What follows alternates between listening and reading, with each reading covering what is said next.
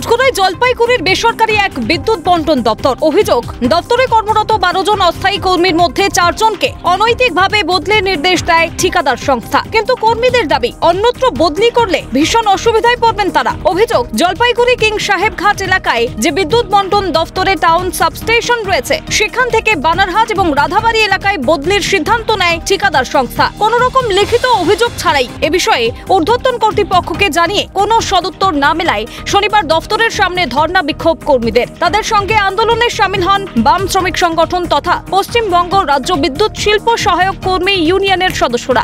বন্ধ করা হলো কার সাথে, প্রশাসন জবাব দাও।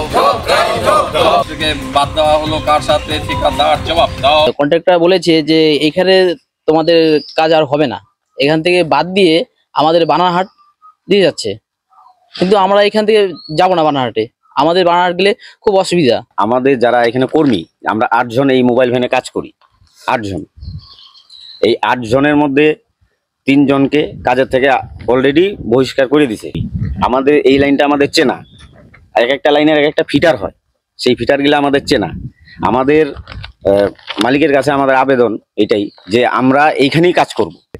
দীর্ঘ সময় ধরে শহরের মানুষ বিদ্যুতের বিচ্ছিন্ন অবস্থায় ছিল, কিন্তু এরা কাজ করতে আসা সত্ত্বেও, বসে থাকা সত্ত্বেও ওদেরকে কাজে নেয়নি। যাদেরকে কাজ থেকে সরানো হয়েছে তাদেরকে দ্রুততার সঙ্গে কাজ থেকে কাজে যোগদান করাতে হবে।